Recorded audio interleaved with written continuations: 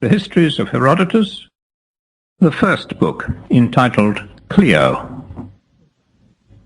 These are the researches of Herodotus of Halicarnassus, which he publishes in the hope of thereby preserving from decay the remembrance of what men have done, and of preventing the great and wonderful actions of the Greeks and the barbarians from losing their due meed of glory, and withal to put on record what were their grounds of feud. According to the Persians best informed in history, the Phoenicians began the quarrel. This people, who had formerly dwelt on the shores of the Erythraean Sea, having migrated to the Mediterranean and settled in the parts which they now inhabit, began at once, they say, to adventure on long voyages, freighting their vessels with the wares of Egypt and Assyria. They landed at many places on the coast, and among the rest at Argos, which was then preeminent above all the states included now under the common name of Hellas.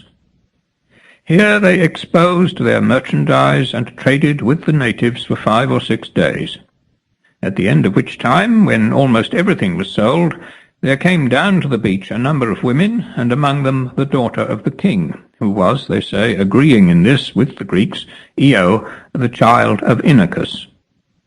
The women were standing by the stern of the ship, intent upon their purchases, when the Phoenicians, with a general shout, rushed upon them. The greater part made their escape, but some were seized and carried off. Io herself was among the captives.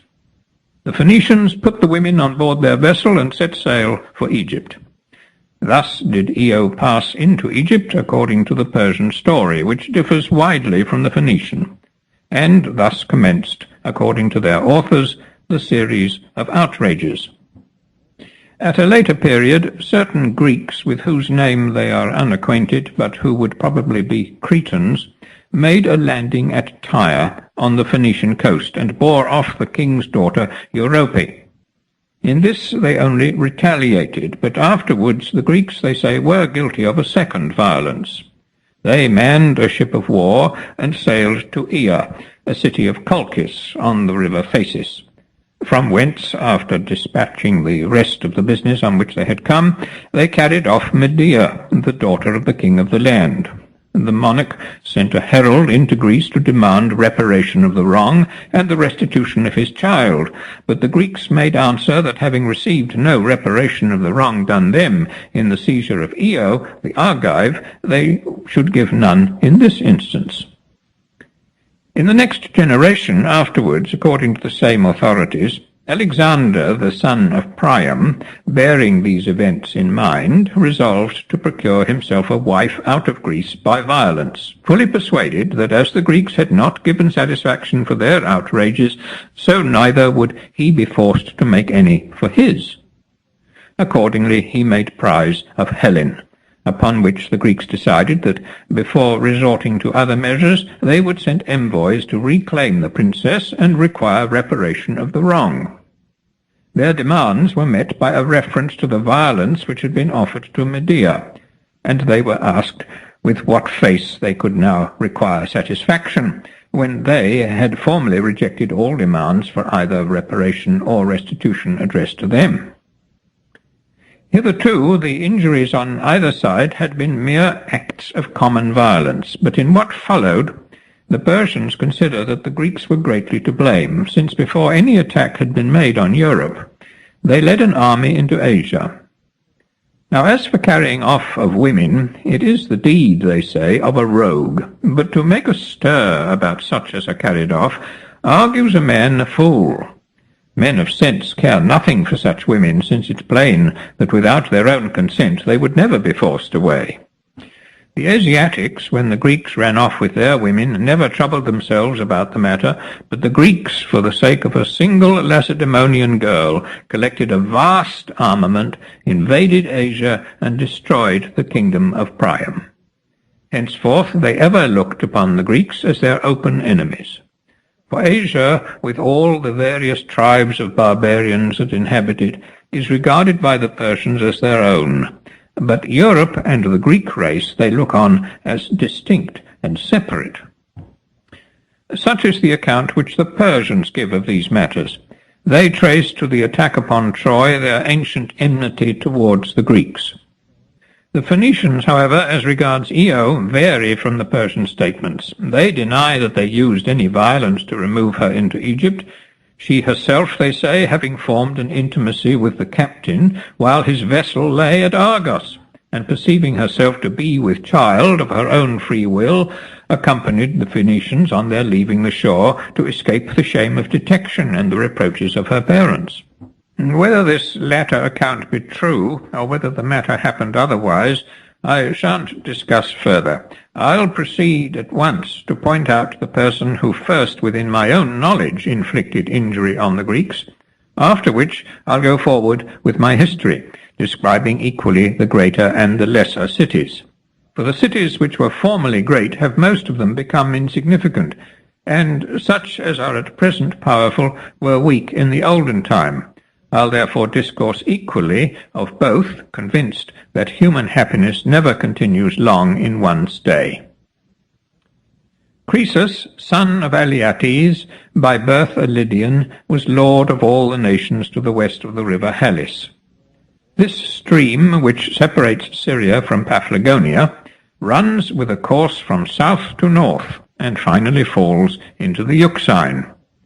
So far as our knowledge goes, he was the first of the barbarians who had dealings with the Greeks, forcing some of them to become his tributaries and entering into alliance with others. He conquered the Aeolians, Ionians, and Dorians of Asia, and made a treaty with the Lacedaemonians. Up to that time all Greeks had been free. For the Cimmerian attack upon Ionia, which was earlier than Croesus, was not a conquest of the cities, but only an inroad for plundering. The sovereignty of Lydia, which had belonged to the Heraclides, passed into the family of Croesus, who were called the Myrmnidae, in the manner which I will now relate. There was a certain king of Sardis, Candoles by name, whom the Greeks called Mercillus. He was a descendant of Alcaeus, son of Heracles. The first king of this dynasty was Agron, son of Ninus, grandson of Bel, and great-grandson of Alcaeus. Candoles, son of Mersus, was the last. The kings who reigned before Agron sprang from Lydus, son of Attis, from whom the people of the land, called previously Meonians, received the name of Lydians. The Heraclides descended from Heracles and the slave girl of Jardanus, having been entrusted by these princes with the management of affairs, obtained the kingdom by an oracle. Their rule endured for 22 generations of men, a space of 505 years, during the whole of which period, from Agron to Candoles, the crown descended in the direct line from father to son. Now it happened that this Candoles was in love with his own wife, and not only so, but thought her the fairest woman in the whole world. This fancy had strange consequences. There was in his bodyguard a man whom he specially favoured, Gyges, the son of Dascylus. All affairs of greatest moment were entrusted by Candoles to this person, and to him he was wont to extol the surpassing beauty of his wife. So matters went on for a while. At length, one day, Candoles, who was fated to end ill, thus addressed his follower. I see thou dost not credit what I tell thee of my lady's loveliness. But come now, since men's ears are less credulous than their eyes, contrive some means whereby thou mayst behold her naked. At this the other loudly exclaimed, saying, What most unwise speech is this, master, which thou hast uttered? Wouldst thou have me behold my mistress when she is naked? Bethink thee that a woman with her clothes puts off her bashfulness. Our fathers in time past distinguished right and wrong plainly enough, and it's our wisdom to submit to be taught by them. There's an old saying, let each look on his own. I hold thy wife for the fairest of all womankind, only I beseech thee ask me not to do wickedly. Gyges thus endeavoured to decline the king's proposal, trembling lest some dreadful evil should befall him through it. But the king replied to him, "Courage, friend, suspect me not of the design to prove thee by this discourse, nor dread thy mistress, lest mischief befall thee at her hands. Be sure I will so manage that she shall not even know that thou hast looked upon her. I will place thee behind the open door of the chamber in which we sleep. When I enter to go to rest, she will follow me. There stands a chair close to the entrance, on which she will lay her clothes one by one as she takes them off. Thou wilt be able thus at thy leisure to peruse her person. Then when she is moving from the chair toward the bed, and her back is turned on thee, be it thy care that she see thee not as thou passest through the doorway." Gyges, unable to escape, could but declare his readiness. Then Candoles, when bedtime came, led Gyges into his sleeping chamber, and a moment after the queen followed. She entered and laid her garments on the chair, and Gyges gazed on her. After a while she moved toward the bed, and her back being then turned, he glided stealthily from the apartment. As he was passing out, however, she saw him, and instantly divining what had happened, she neither screamed, as her shame impelled her, nor even appeared to have noticed aught, purposing to take vengeance upon the husband who had so affronted her. For among the Lydians, and indeed among the barbarians generally, it is reckoned a deep disgrace, even to a man, to be seen naked. No sound or sign of intelligence escaped her at the time. But in the morning, as soon as day broke, she hastened to choose from among her retinue such as she knew to be most faithful to her, and, preparing them for what was to ensue, summoned Gyges into her presence. Now it had often happened before that the queen had desired to confer with him, and he was accustomed to come to her at her call. He therefore obeyed the summons, not suspecting that she knew aught of what had occurred.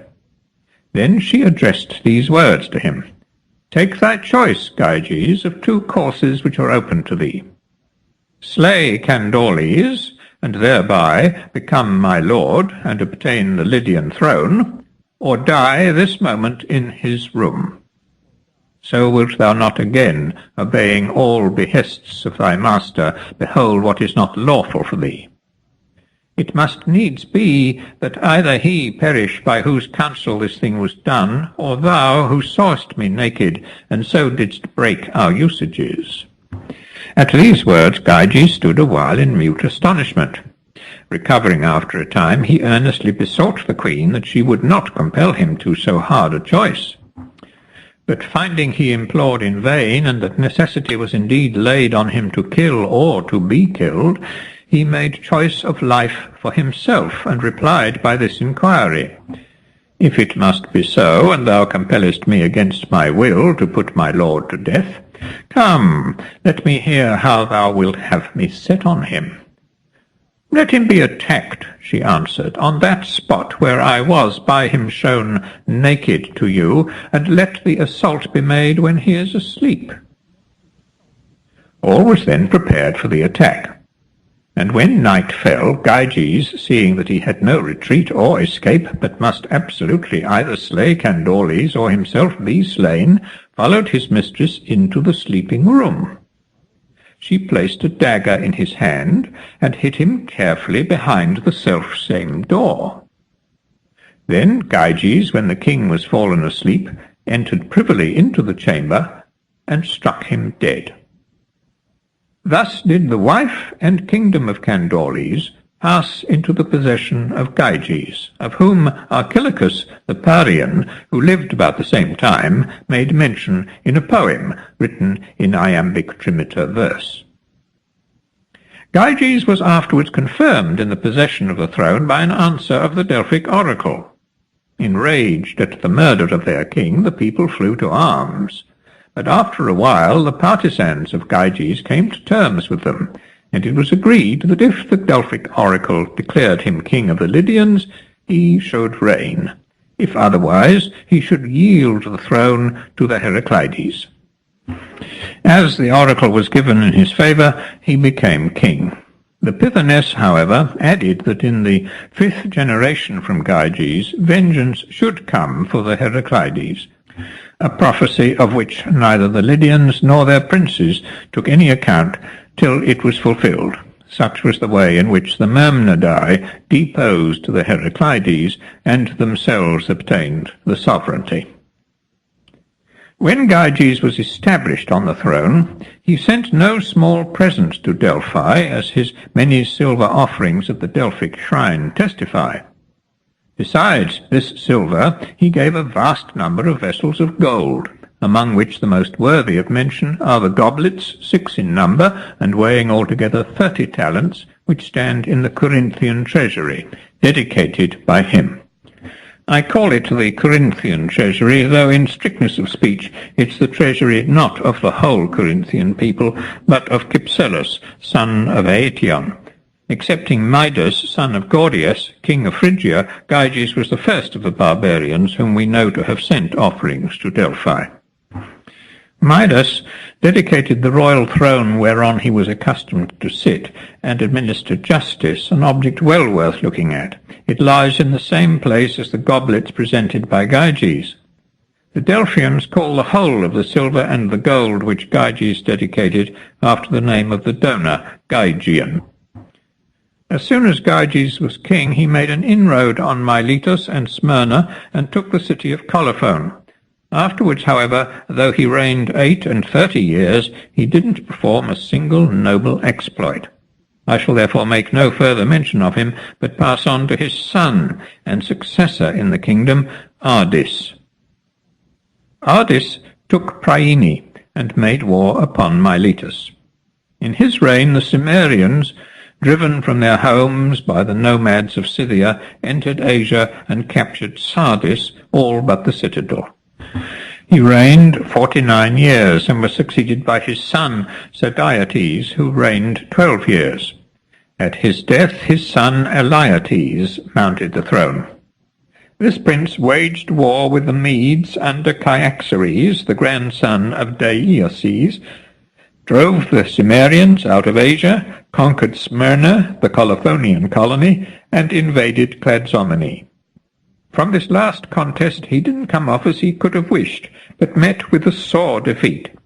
Still, however, in the course of his reign he performed other actions very worthy of note, of which I will now proceed to give an account. Inheriting from his father a war with the Milesians, he pressed the siege against the city by attacking it in the following manner. When the harvest was ripe on the ground, he marched his army into Milesia to the sound of pipes and harps and flutes, masculine and feminine. The buildings that were scattered over the country he neither pulled down nor burnt, nor did he even tear away the doors, but left them standing as they were. He cut down, however, and utterly destroyed all the trees and all the corn throughout the land, and then returned to his own dominions. It was idle for his army to sit down before the place, as the Milesians were masters of the sea. The reason that he didn't demolish their buildings was that the inhabitants might be tempted to use them as homesteads from which to go forth to sow and till their lands, and so each time that he invaded the country he might find something to plunder. In this way he carried on the war with the Milesians for 11 years, in the course of which he inflicted on them 2 terrible blows, one in their own country in the district of Limonium, the other in the plain of the Meander. During 6 of these 11 years, Sodiotes, the son of Ardys, who first lighted the flames of this war, was king of Lydia, and made the incursions. Only the 5 following years belong to the reign of Elaetes, son of Sodiotes, who, as I said before, inheriting the war from his father, applied himself to it unremittingly.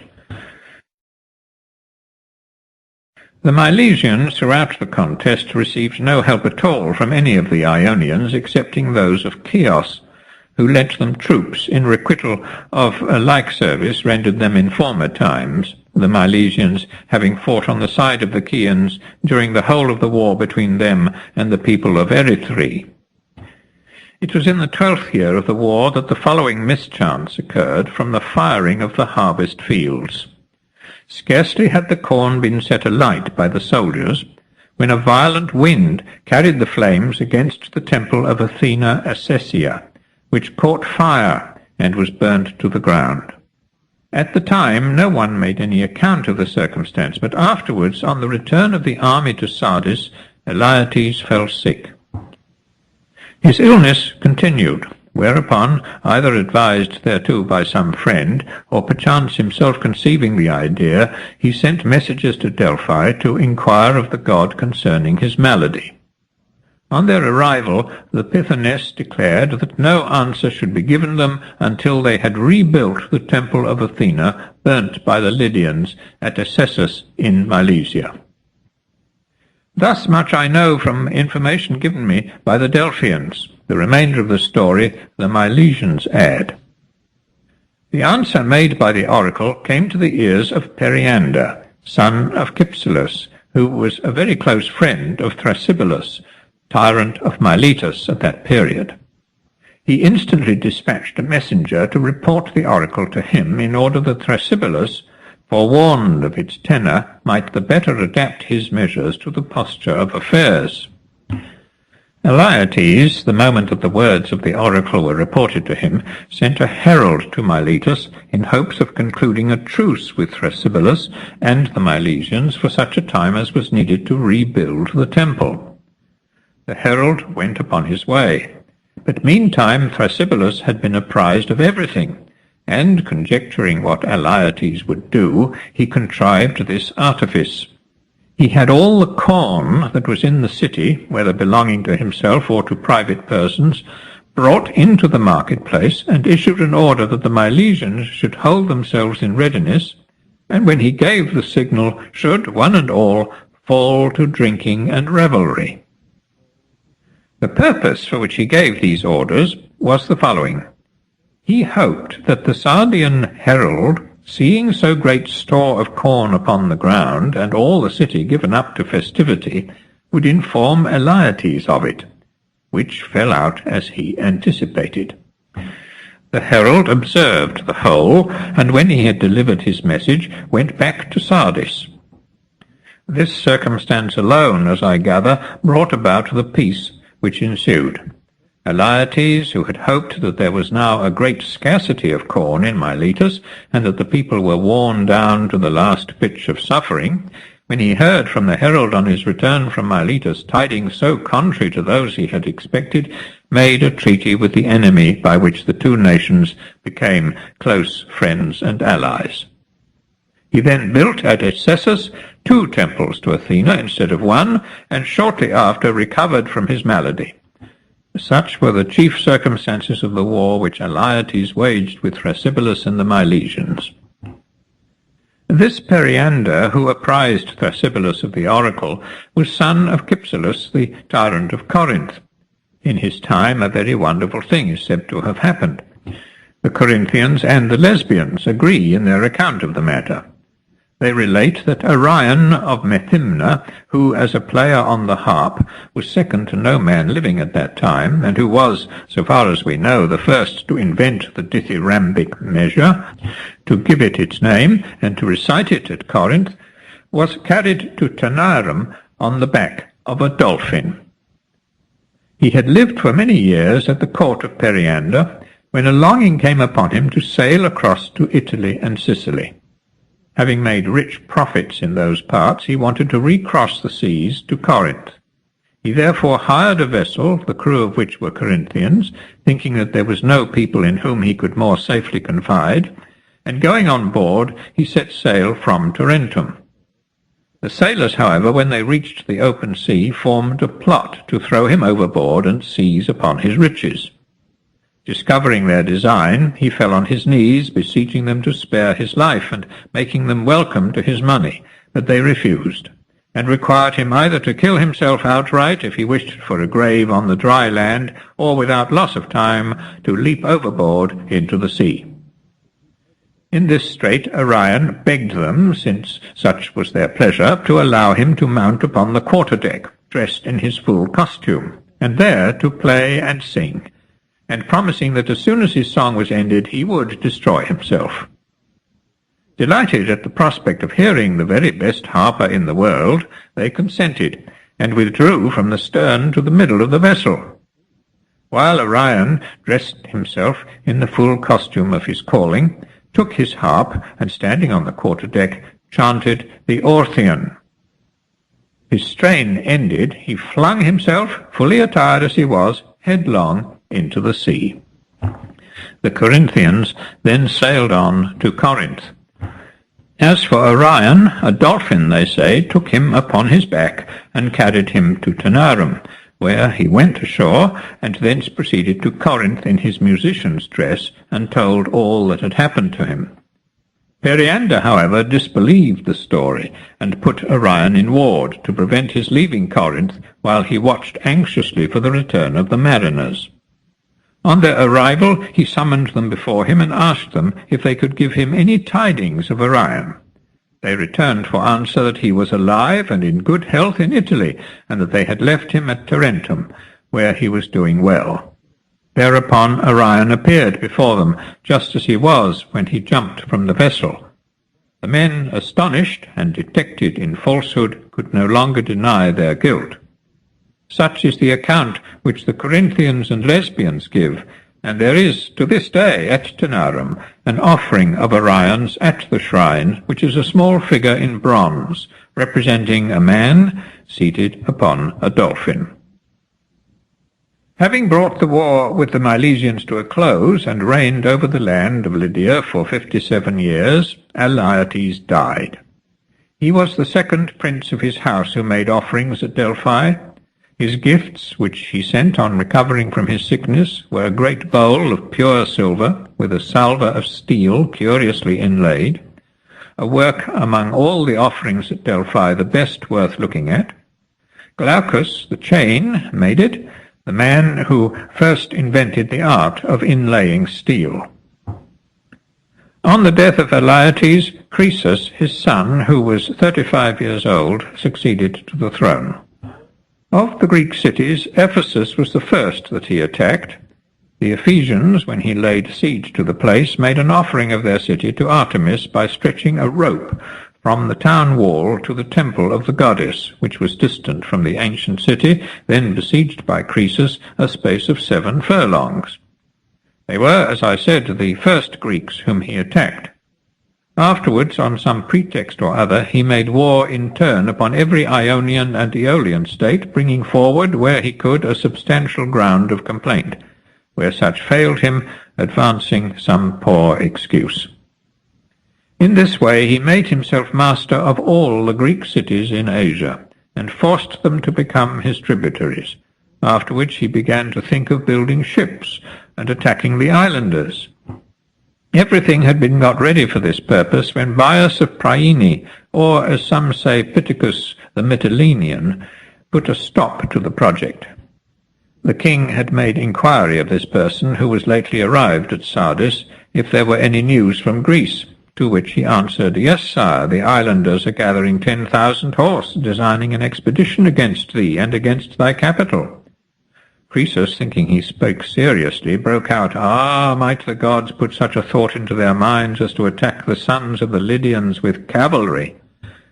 "It seems, O king," rejoined the other, "that thou desirest earnestly to catch the islanders on horseback upon the mainland. Thou knowest well what would come of it. But what thinkest thou the islanders desire better, now that they hear thou art about to build ships and sail against them, than to catch the Lydians at sea, and there revenge on them the wrongs of their brothers upon the mainland, whom thou holdest in slavery?" Croesus was charmed with the turn of the speech, and thinking there was reason in what was said, gave up his shipbuilding, and concluded a league of amity with the Ionians of the Isles. Croesus afterwards, in the course of many years, brought under his sway almost all the nations to the west of the Halys. The Lycians and Cilicians alone continued free. All the other tribes he reduced and held in subjection.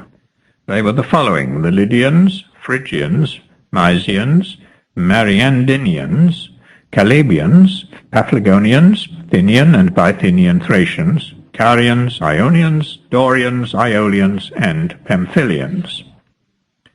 When all these conquests had been added to the Lydian Empire, and the prosperity of Sardis was now at its height, there came thither one after another all the sages of Greece living at the time, and among them Solon the Athenian. He was on his travels, having left Athens to be absent 10 years under the pretence of wishing to see the world, but really to avoid being forced to repeal any of the laws which, at the request of the Athenians, he had made for them. Without his sanction, the Athenians could not repeal them, as they had bound themselves under a heavy curse, to be governed for 10 years by the laws which should be imposed on them by Solon. On this account, as well as to see the world, Solon set out upon his travels, in the course of which he went to Egypt, to the court of Amasis, and also came on a visit to Croesus at Sardis. Croesus received him as his guest, and lodged him in the royal palace. On the 3rd or 4th day after, he bade his servants conduct Solon over his treasuries, and show him all their greatness and magnificence.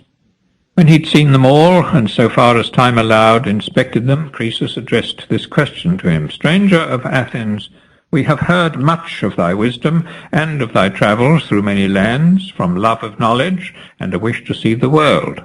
I am curious, therefore, to inquire of thee, whom of all the men that thou hast seen thou deemest the most happy?" This he asked because he thought himself the happiest of mortals. But Solon answered him without flattery, according to his true sentiments: "Tell us of Athens, sire."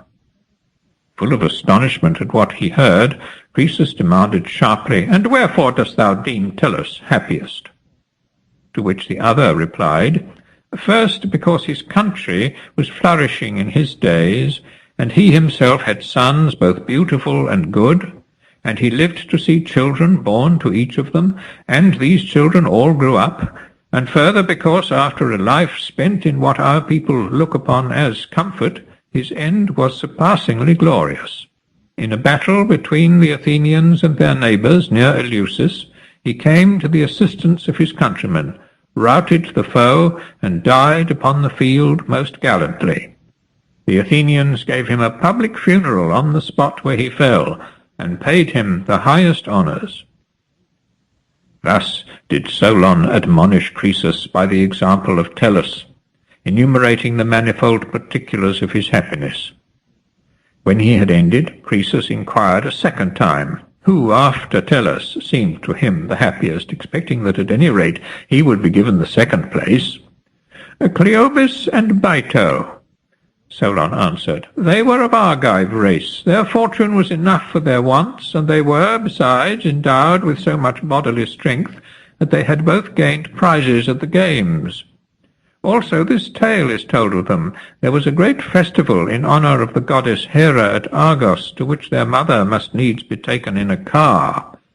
Now the oxen didn't come home from the field in time, so the youths, fearful of being too late, put the yoke on their own necks, and themselves drew the car in which their mother rode. 45 furlongs did they draw her, and stopped before the temple. This deed of theirs was witnessed by the whole assembly of worshippers, and then their life closed in the best possible way. Herein too God showed forth most evidently how much better a thing for man death is than life. For the Argive men who stood around the car extolled the vast strength of the youths, and the Argive women extolled the mother who was blessed with such a pair of sons, and the mother herself, overjoyed at the deed and at the praises it had won, standing straight before the image, besought the goddess to bestow on Cleobis and Baito, the sons who had so mightily honoured her, the highest blessing to which mortals can attain. Her prayer ended. They offered sacrifice and partook of the holy banquet, after which the two youths fell asleep in the temple. They never woke more, but so passed from the earth. The Argives, looking on them as among the best of men, caused statues of them to be made, which they gave to the shrine at Delphi. When Solon had thus assigned these youths the second place, Croesus broke in angrily, What, stranger of Athens, is my happiness then so utterly set at naught by thee that thou dost not even put me on a level with private men? O Croesus, replied the other, thou asked a question concerning the condition of man, of one who knows that the power above us is full of jealousy, and fond of troubling our lot. A long life gives one to witness much and experience much oneself that one would not choose. 70 years I regard as the limit of the life of man. In these 70 years are contained, without reckoning intercalary months, 25,200 days. Add an intercalary month to every other year, that the seasons may come round at the right time, and there will be, besides the 70 years, 35 such months, making an addition of 1,050 days.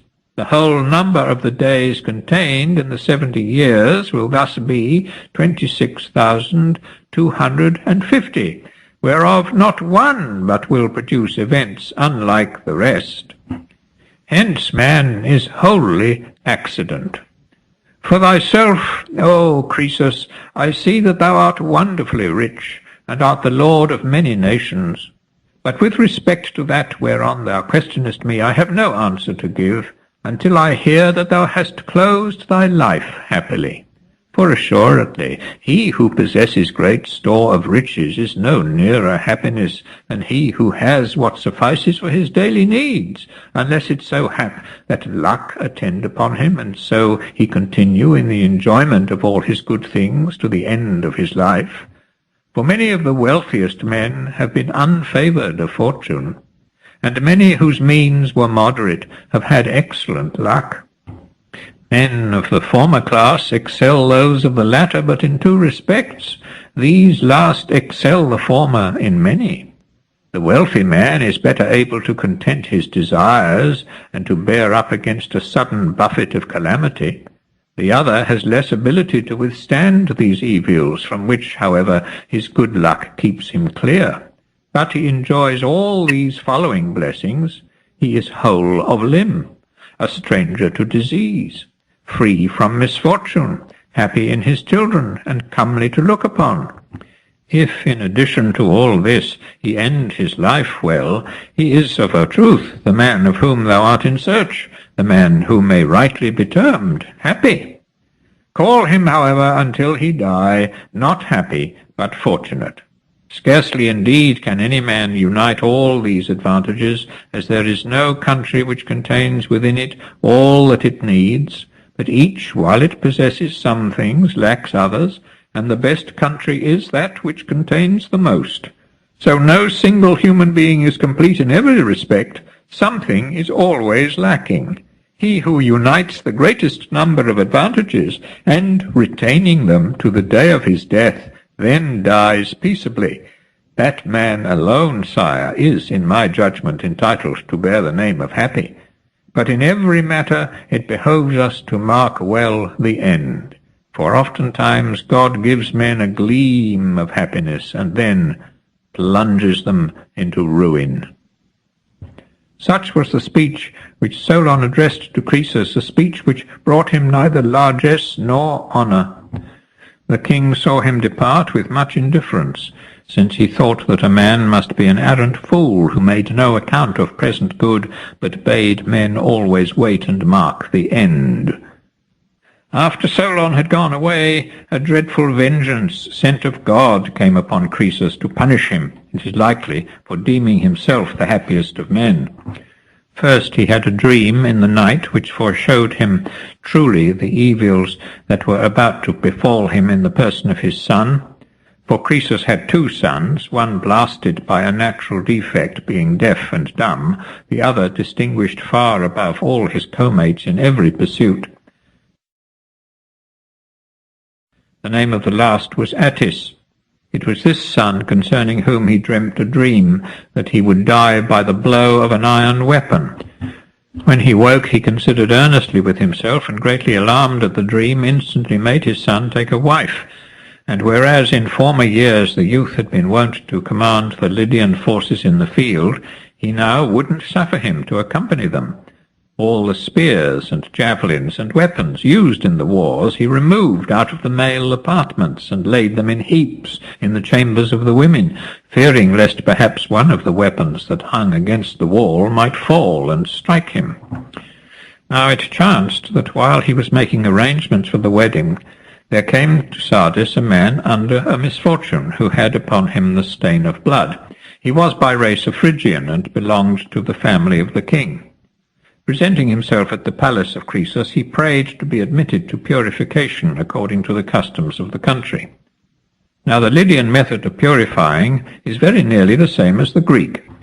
Croesus granted the request, and went through all the customary rites, after which he asked the suppliant of his birth and country, addressing him as follows: "Who art thou, stranger, and from what part of Phrygia fleddest thou to take refuge at my hearth? And whom, moreover, what man or what woman hast thou slain?" "O king," replied the Phrygian, "I am the son of Gordius, son of Midas. I am named Adrastus. The man I unintentionally slew was my own brother. For this my father drove me from the land, and I lost all. Then fled I here to thee." "Thou art the offspring," Croesus rejoined, "of a house friendly to mine, and thou art come to friends. Thou shalt want for nothing so long as thou abidest in my dominions. Bear thy misfortune as easily as thou mayest, so will it go best with thee." Thenceforth Adrastus lived in the palace of the king. It chanced that at this very same time there was in the Mysian Olympus a huge monster of a boar, which went forth often from this mountain country, and wasted the cornfields of the Mysians. Many a time had the Mysians collected to hunt the beast, but instead of doing him any hurt, they came off always with some loss to themselves. At length they sent ambassadors to Croesus, who delivered their message to him in these words: "O king, a mighty monster of a boar has appeared in our parts, and destroys the labour of our hands. We do our best to take him, but in vain. Now therefore we beseech thee to let thy son accompany us back with some chosen youths and hounds, that we may rid our country of the animal." Such was the tenor of their prayer. But Croesus bethought him of his dream, and answered, "Say no more of my son going with you. That may not be in any wise. He is but just joined in wedlock, and is busy enough with that. I will grant you a picked band of Lydians, and all my huntsmen and hounds, and I will charge those whom I send to use all zeal in aiding you to rid your country of the brute." With this reply the Mysians were content, but the king's son, hearing what the prayer of the Mysians was, came suddenly in, and on the refusal of Croesus to let him go with them, thus addressed his father: "Formerly, my father, it was deemed the noblest and most suitable thing for me to frequent the wars and hunting parties, and win myself glory in them. But now thou keepest me away from both, although thou hast never beheld in me either cowardice or lack of spirit. What face, meanwhile, must I wear as I walk to the forum or return from it? What must the citizens, what must my young bride think of me? What sort of man will she suppose her husband to be? Either, therefore, let me go to the chase of this boar, or give me a reason why it's best for me to do according to thy wishes." Then Croesus answered, "My son, it is not because I have seen in thee either cowardice or aught else which has displeased me that I keep thee back, but because a vision which came before me in a dream as I slept warned me that thou wert doomed to die young, pierced by an iron weapon. It was this which first led me to hasten on thy wedding, and now it hinders me from sending thee upon this enterprise. Fain would I keep watch over thee, if by any means I may cheat fate of thee during my own lifetime, for thou art the one and only son that I possess. The other, whose hearing is destroyed, I regard as if he were not." "Ah, father," returned the youth, "I blame thee not for keeping watch over me after a dream so terrible. But if thou mistakest, if thou dost not apprehend the dream aright, 'tis no blame for me to show thee wherein thou errest. Now the dream, thou saidst thyself, foretold that I should die stricken by an iron weapon.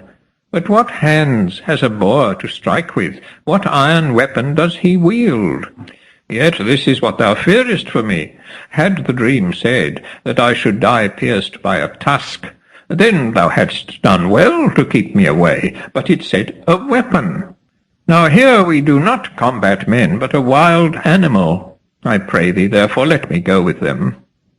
There thou hast me, my son, said Croesus. Thy interpretation is better than mine. I yield to it, and change my mind, and consent to let thee go. Then the king sent for Adrastus the Phrygian, and said to him, Adrastus, when thou wert smitten with the rod of affliction, no reproach, my friend, I purified thee, and have taken thee to live with me in my palace, and have been at every charge. Now therefore it behoves thee to requite the good offices which thou hast received at my hands by consenting to go with my son on this hunting party, and to watch over him, if perchance you should be attacked upon the road by some band of daring robbers. Even apart from this, it were right for thee to go where thou mayst make thyself famous by noble deeds. They are the heritage of thy family, and thou too art so stalwart and strong.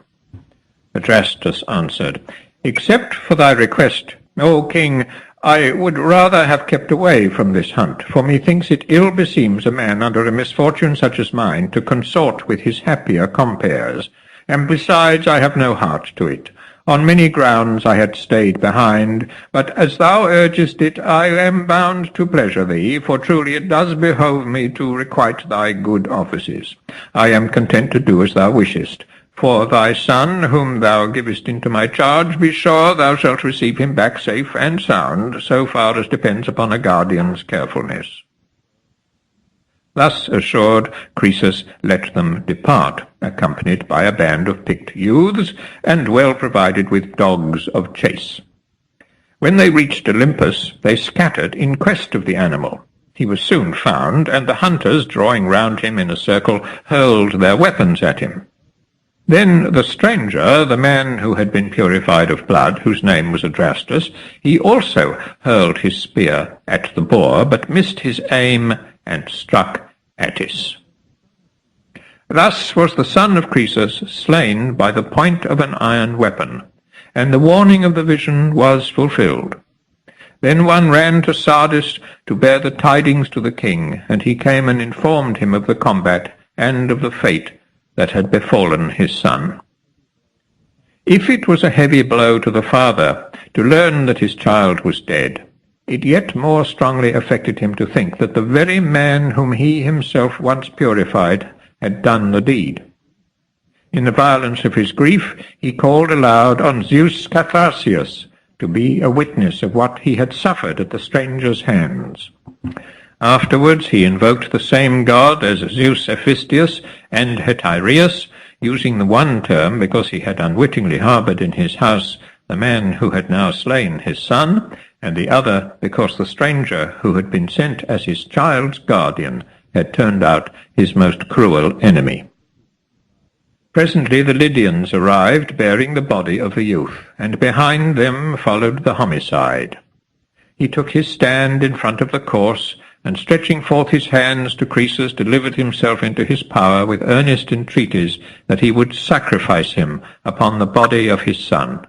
His former misfortune was burthen enough, now that he had added to it a second, and had brought ruin on the man who purified him. He could not bear to live. Then Croesus, when he heard these words, was moved with pity towards Adrastus, notwithstanding the bitterness of his own calamity, and so he answered, Enough, my friend, I have all the revenge that I require, since thou givest sentence of death against thyself. But in sooth it is not thou who hast injured me, except so far as thou hast unwittingly dealt the blow. Some god is the author of my misfortune, and I was forewarned of it a long time ago. Croesus after this buried the body of his son with such honours as befitted the occasion. Adrastus, son of Gorgias, son of Midas, the destroyer of his brother in time past, the destroyer now of his purifier, regarding himself as the most unfortunate wretch whom he had ever known, so soon as all was quiet about the place, slew himself upon the tomb. Croesus, bereft of his son, gave himself up to mourning for 2 full years. At the end of this time, the grief of Croesus was interrupted by intelligence from abroad. He learned that Cyrus, the son of Cambyses, had destroyed the empire of Astyages, the son of Cyaxares, and that the Persians were becoming daily more powerful. This led him to consider with himself whether it were possible to check the growing power of that people before it came to a head. With this design he resolved to make instant trial of the several oracles in Greece and of the one in Libya.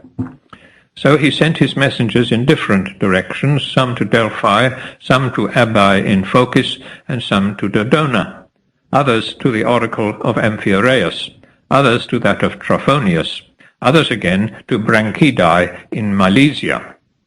These were the Greek oracles which he consulted. To Libya he sent another embassy to consult the oracle of Ammon.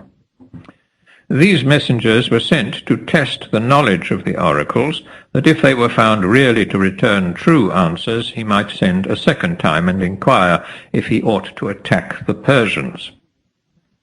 The messengers who were dispatched to make trial of the oracles were given the following instructions. They were to keep count of the days from the time of their leaving Sardis, and reckoning from that date, on the 100th day they were to consult the oracles, and to inquire of them what Croesus, the son of Elaetes, king of Lydia, was doing at that moment. The answers given them were to be taken down in writing and brought back to him. None of the replies remain on record except that of the oracle at Delphi. There, the moment that the Lydians entered the sanctuary, and before they put their questions, the Pythoness thus answered them in hexameter verse. I can count the sands, and I can measure the ocean. I have ears for the silent, and know what the dumb man meaneth. Lo, on my sense there striketh the smell of a shell-covered tortoise, boiling now on a fire, with the flesh of a lamb in a cauldron. Brass is the vessel below, and brass the cover above it. These words the Lydians wrote down at the mouth of the Pythoness as she prophesied, and then set off on their return to Sardis. When all the messengers had come back with the answers which they had received, Croesus undid the rolls and read what was written in each. Only one approved itself to him, that of the Delphic oracle. This he had no sooner heard than he instantly made an act of adoration and accepted it as true, declaring that the Delphic oracle was the only really oracular shrine, the only one that had discovered in what way he was in fact employed. For on the departure of his messengers he had set himself to think what was most impossible for anyone to conceive of his doing. And then, waiting till the day agreed on came, he acted as he had determined. He took a tortoise and a lamb, and cutting them in pieces with his own hands, boiled them both together in a brazen cauldron, covered over with a lid which was also of brass. Such then was the answer returned to Croesus from Delphi.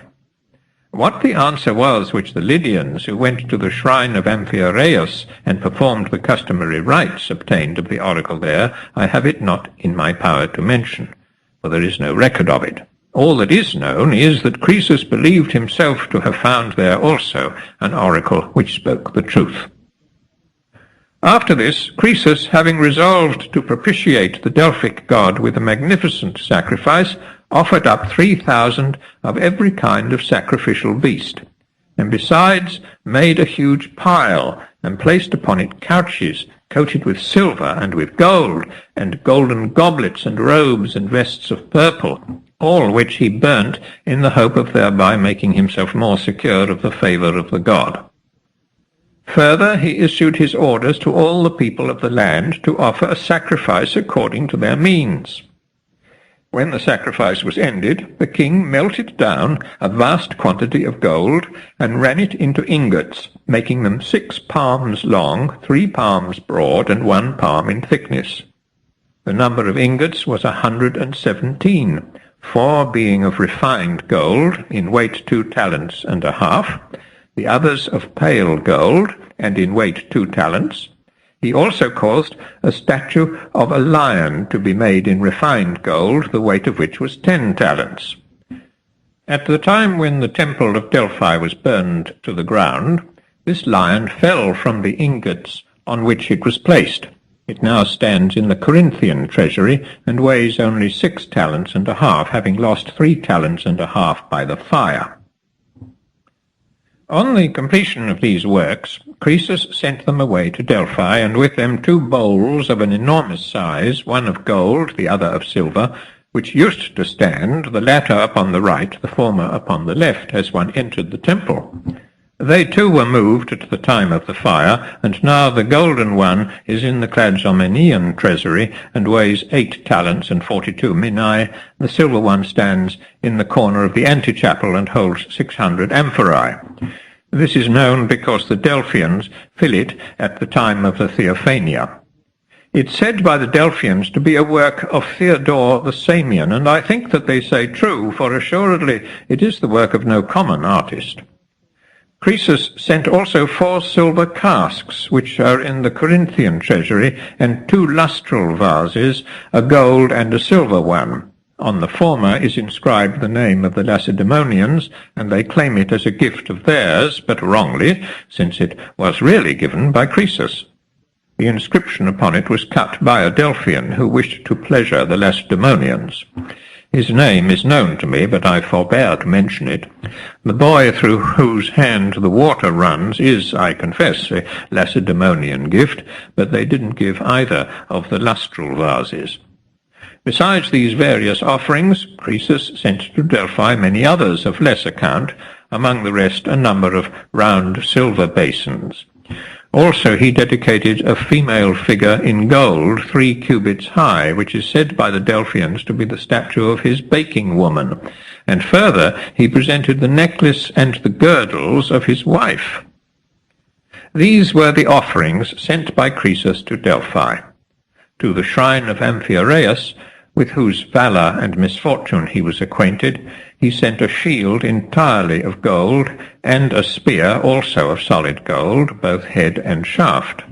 They were still existing in my day at Thebes, laid up in the temple of Ismenian Apollo. The messengers who had the charge of conveying these treasures to the shrines received instructions to ask the oracles whether Croesus should go to war with the Persians, and if so, whether he should strengthen himself by the forces of an ally. Accordingly, when they had reached their destinations and presented the gifts, they proceeded to consult the oracles in the following terms. Croesus, king of Lydia and other countries, believing that these are the only real oracles in all the world, has sent you such presents as your discoveries deserved, and now inquires of you whether he shall go to war with the Persians, and if so, whether he shall strengthen himself by the forces of a confederate. Both the oracles agreed in the tenor of their reply, which was, in each case, a prophecy, that if Croesus attacked the Persians, he would destroy a mighty empire, and a recommendation to him to look and see who were the most powerful of the Greeks, and to make alliance with them. At the receipt of these oracular replies, Croesus was overjoyed, and feeling sure now that he would destroy the empire of the Persians, he sent once more to Pytho, and presented to the Delphians, the number of whom he had ascertained, 2 gold staters apiece. In return for this, the Delphians granted to Croesus and the Lydians the privilege of precedency in consulting the oracle, exemption from all charges, the most honourable seat at the festivals, and the perpetual right of becoming at pleasure citizens of their town. After sending these presents to the Delphians, Croesus a third time consulted the oracle, for having once proved its truthfulness, he wished to make constant use of it. The question whereto he now desired an answer was, whether his kingdom would be of long duration. The following was the reply of the Pythoness. Wait till the time shall come when a mule is monarch of Media. Then, thou delicate Lydian, away to the pebbles of Hermus. Haste, oh haste thee away, nor blush to behave like a coward. Of all the answers that had reached him, this pleased him far the best, for it seemed incredible that a mule should ever come to be king of the Medes, and so he concluded that the sovereignty would never depart from himself or his seed after him. Afterwards he returned his thoughts to the alliance which he had been recommended to contract, and sought to ascertain by inquiry which was the most powerful of the Grecian states. His inquiries pointed out to him two states as preeminent above the rest. These were the Lacedaemonians and the Athenians, the former of Doric, the latter of Ionic blood. And indeed these two nations had held from very early times the most distinguished place in Greece, the one being a Pelasgic, the other a Hellenic people, and the one having never quitted its original seats, while the other had been excessively migratory. For during the reign of Deucalion, Theotis was the country in which the Hellenes dwelt, but under Dorus, the son of Helen, they moved to the tract at the base of Ossa and Olympus, which is called Histiotis. Forced to retire from that region by the Cadmeans, they settled under the name of Macedni in the chain of Pindus. Hence they once more removed and came to Dryopis, and from Dryopis, having entered the Peloponnesus in this way, they became known as Dorians.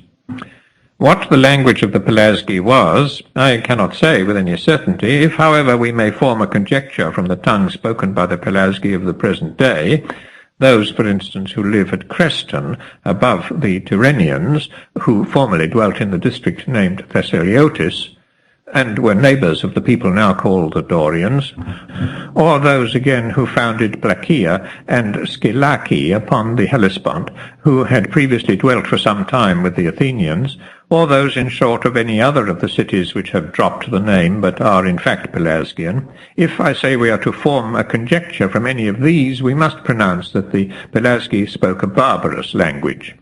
If this were really so, and the entire Pelasgic race spoke the same tongue, the Athenians, who were certainly Pelasgi, must have changed their language at the same time that they passed into the Hellenic body. For it's a certain fact that the people of Creston speak a language unlike any of their neighbours, and the same is true of the Plachaeanians, while the language spoken by these two people is the same, which shows that they both retain the idiom which they brought with them into the countries where they're now settled. The Hellenic race has never, since its first origin, changed its speech. This at least seems evident to me. It was a branch of the Pelasgic, which separated from the main body and at first was scanty in numbers and of little power, but it gradually spread and increased to a multitude of nations, chiefly by the voluntary entrance into its ranks of numerous tribes of barbarians. The Pelasgi, on the other hand, were, as I think, a barbarian race which never greatly multiplied. On inquiring into the condition of these two nations, Croesus found that one, the Athenian, was in a state of grievous oppression and distraction under Pisistratus, the son of Hippocrates, who was at that time tyrant of Athens. Hippocrates, when he was a private citizen, is said to have gone once upon a time to Olympia to see the games, when a wonderful prodigy happened to him.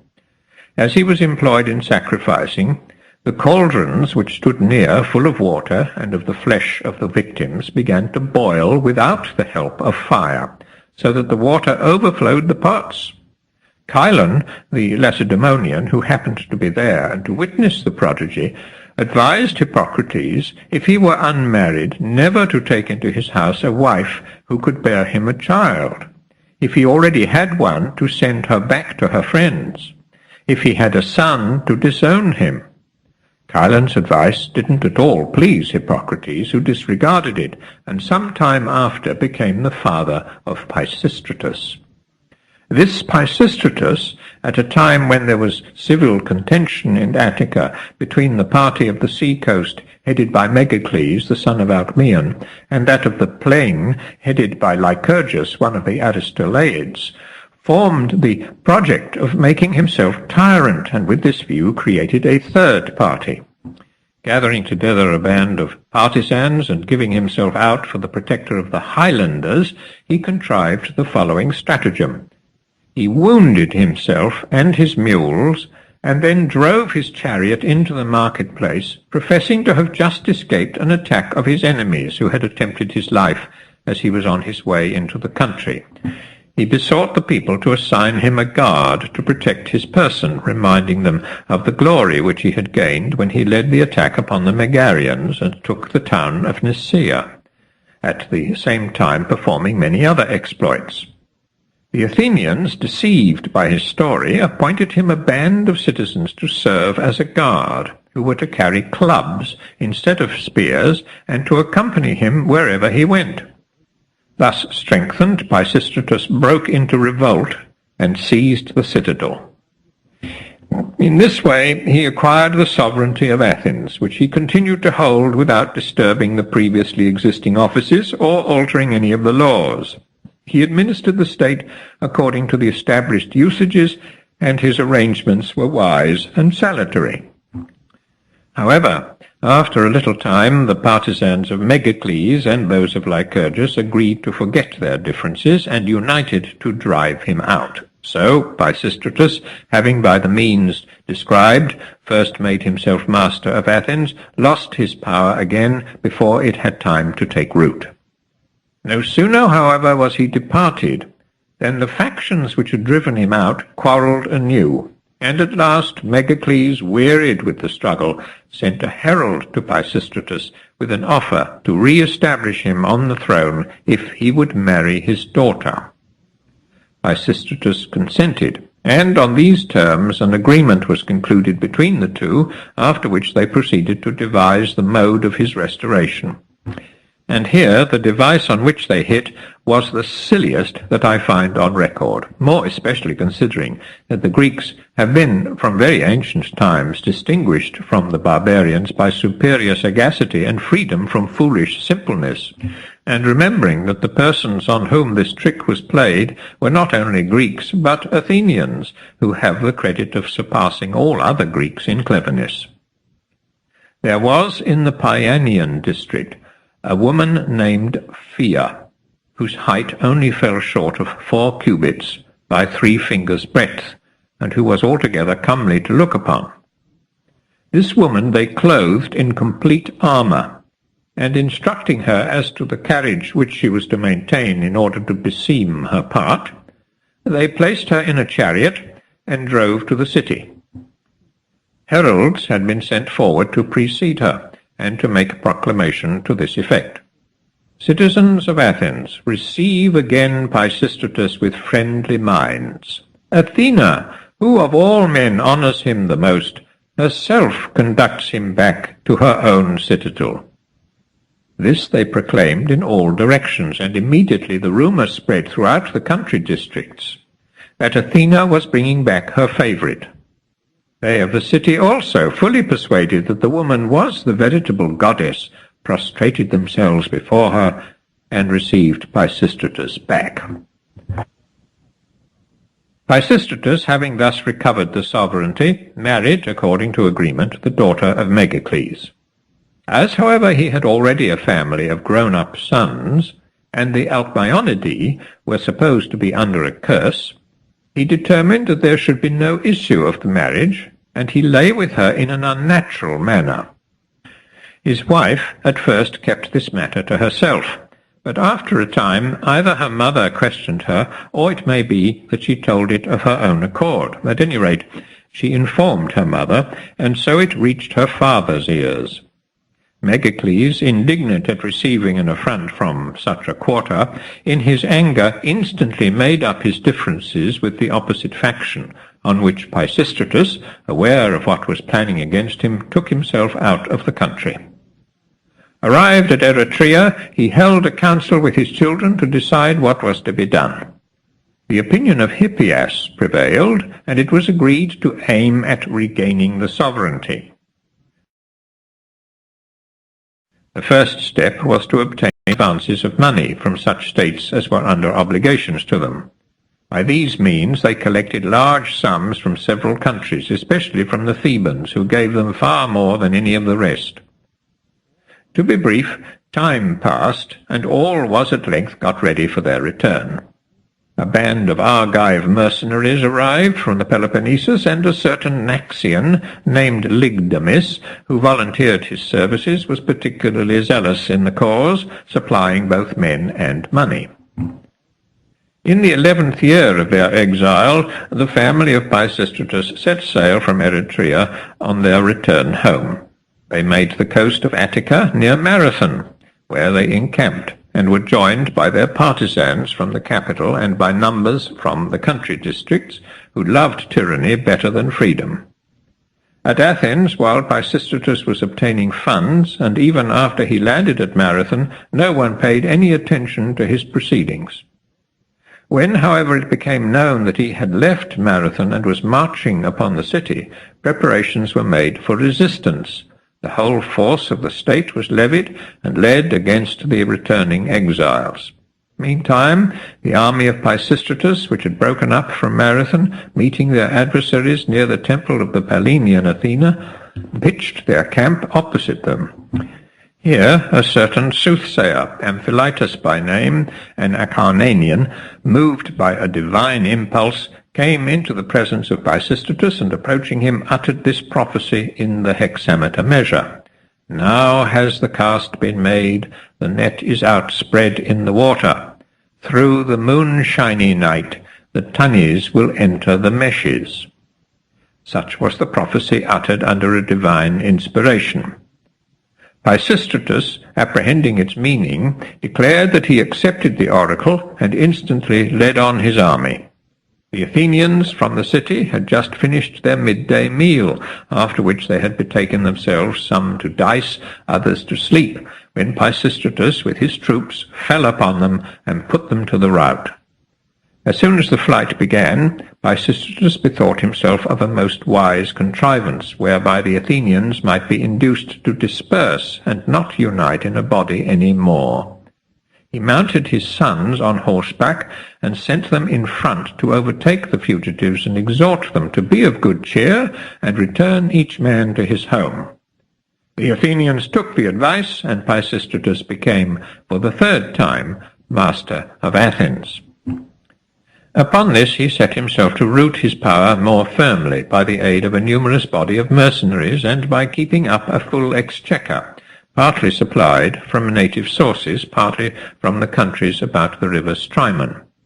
He also demanded hostages from many of the Athenians who had remained at home, and not left Athens at his approach, and these he sent to Naxos, which he had conquered by force of arms, and given over into the charge of Lygdamis.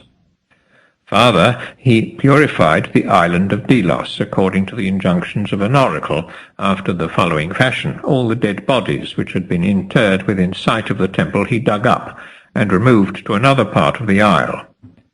Thus was the tyranny of Pisistratus established at Athens, many of the Athenians having fallen in the battle, and many others having fled the country, together with the son of Alcmaeon. Such was the condition of the Athenians when Croesus made inquiry concerning them. Proceeding to seek information concerning the Lacedaemonians, he learnt that after passing through a period of great depression, they had lately been victorious in a war with the people of Tegea. For during the joint reign of Leo and Agasicles, kings of Sparta, the Lacedaemonians, successful in all their other wars, suffered continual defeat at the hands of the Tegeans. At a still earlier period they had been the very worst governed people in Greece, as well in matters of internal management as in their relations towards foreigners, from whom they kept entirely aloof. The circumstances which led to their being well governed were the following. Lycurgus, a man of distinction among the Spartans, had gone to Delphi to visit the oracle.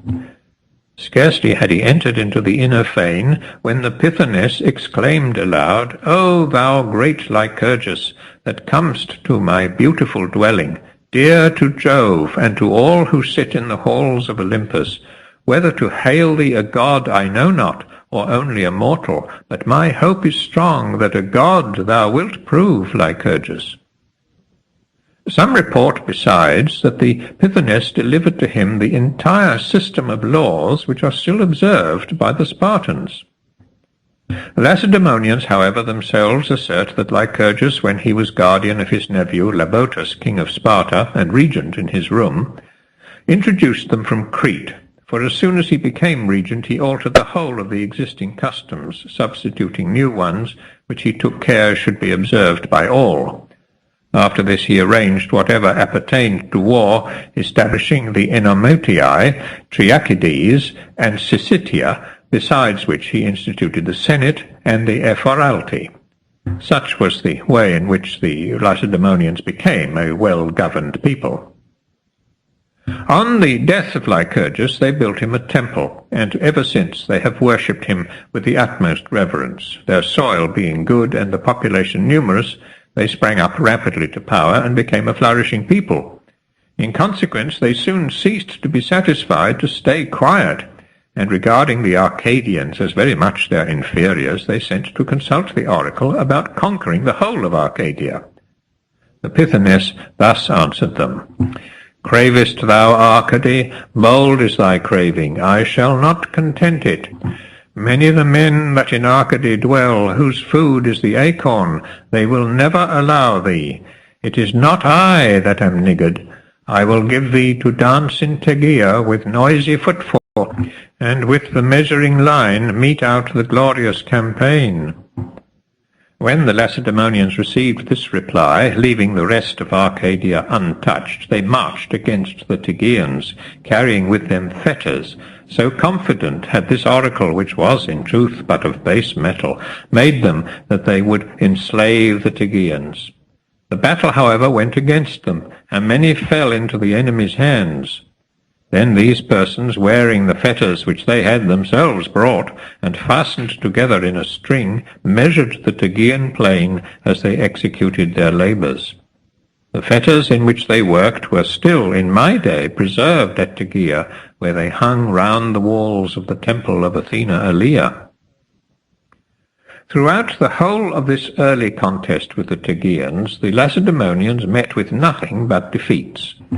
But in the time of Croesus, under the kings Anaxandrides and Aristo, fortune had turned in their favour, in the manner which I will now relate. Having been worsted in every engagement by their enemy, they sent to Delphi and inquired of the oracle what god they must propitiate to prevail in the war against the Tegeans.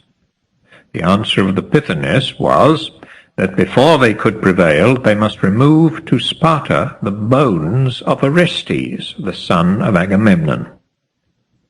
Unable to discover his burial place, they sent a second time and asked the god where the body of the hero had been laid. The following was the answer they received. Level and smooth is the plain where Arcadian Tegea standeth. There 2 winds are ever by strong necessity blowing. Counterstroke answers stroke, and evil lies upon evil. There all teeming earth doth harbour the son of Atrides. Bring thou him to thy city, and then be Tegea's master. After this reply, the Lacedaemonians were no nearer discovering the burial place than before, though they continued to search for it diligently, until at last a man named Lycus, one of the Spartans called Agathaergi, found it.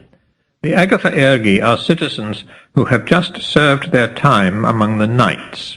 The 5 eldest of the knights go out every year, and are bound during the year after their discharge to go wherever the state sends them, and actively employ themselves in its service.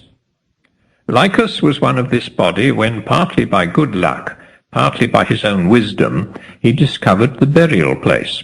Intercourse between the 2 states existing just at this time, he went to Tegea, and happening to enter into the workshop of a smith, he saw him forging some iron. As he stood marveling at what he beheld, he was observed by the smith, who, leaving off his work, went up to him and said, Certainly then, you Spartan stranger, you would have been wonderfully surprised if you had seen what I have, since you make a marvel even of the working in iron.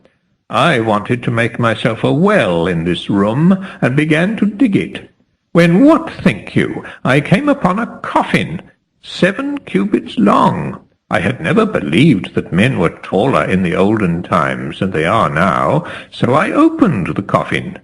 The body inside was of the same length. I measured it, and filled up the hole again. Such was the man's account of what he had seen. The other, on turning the matter over in his mind, conjectured that this was the body of Orestes, of which the oracle had spoken. He guessed so because he observed that the smithy had 2 bellows, which he understood to be the 2 winds, and the hammer and anvil would do for the stroke and the counterstroke, and the iron that was being wrought for the evil lying upon evil. This he imagined might be so because iron had been discovered to the hurt of man. Full of these conjectures, he sped back to Sparta and laid the whole matter before his countrymen. Soon after, by a concerted plan, they brought a charge against him and began a prosecution. Lycus betook himself to Tegea, and on his arrival acquainted the smith with his misfortune, and proposed to rent his room of him. The smith refused for some time, but at last Lycus persuaded him, and took up his abode in it. Then he opened the grave, and collecting the bones, returned with them to Sparta. From henceforth, whenever the Spartans and the Tegeans made trial of each other's skill in arms, the Spartans always had greatly the advantage, and by the time to which we are now come, they were masters of most of the Peloponnese. Croesus, informed of all these circumstances, sent messengers to Sparta with gifts in their hands, who were to ask the Spartans to enter into alliance with him. They received strict injunctions as to what they should say, and on their arrival at Sparta spake as follows: Croesus, king of the Lydians and of other nations, has sent us to speak thus to you. O Lacedaemonians, the god has bidden me to make the Greek my friend. I therefore apply to you in conformity with the oracle, knowing that you hold the first rank in Greece, and desire to become your friend and ally in all true faith and honesty. Such was the message which Croesus sent by his heralds. The Lacedaemonians, who were aware beforehand of the reply given him by the oracle, were full of joy at the coming of the messengers, and at once took the oaths of friendship and alliance. This they did the more readily as they had previously contracted certain obligations towards him. They had sent to Sardis on one occasion to purchase some gold, intending to use it on a statue of Apollo, the statue, namely, which remains to this day at Thornax in Laconia.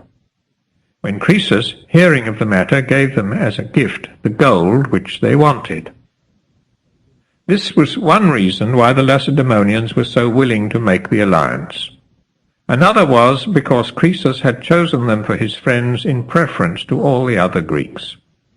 They therefore held themselves in readiness to come at his summons, and not content with so doing, they further had a huge vase made in bronze, covered with figures of animals all round the outside of the rim, and large enough to contain 300 amphorae, which they sent to Croesus as a return for his presents to them. The vase, however, never reached Sardis. Its miscarriage is accounted for in 2 quite different ways. The Lacedaemonian story is that when it reached Samos on its way towards Sardis, the Samians, having knowledge of it, put to sea in their ships of war and made it their prize. But the Samians declare that the Lacedaemonians, who had the vase in charge, happening to arrive too late, and learning that Sardis had fallen, and that Croesus was a prisoner, sold it in their island, and the purchasers, who were, they say, private persons, made an offering of it at the shrine of Hera. The sellers were very likely on their return to Sparta to have said that they had been robbed of it by the Samians. Such then was the fate of the vase. Meanwhile, Croesus taking the oracle in a wrong sense, led his forces into Cappadocia, fully expecting to defeat Cyrus and destroy the empire of the Persians. While he was still engaged in making preparations for his attack, a Lydian named Sandanis, who had always been looked upon as a wise man, but who after this obtained a very great name indeed among his countrymen, came forward and counselled the king in these words: "Thou art about, O king, to make war against men who wear leathern trousers, and have all their other garments of leather, who feed not on what they like, but on what they can get from a soil that is sterile and unkindly, who do not indulge in wine, but drink water, who possess no figs or anything else that's good to eat. If then thou conquerest them, what canst thou get from them, seeing that they have nothing at all? But if they conquer thee, consider how much that is precious thou wilt lose.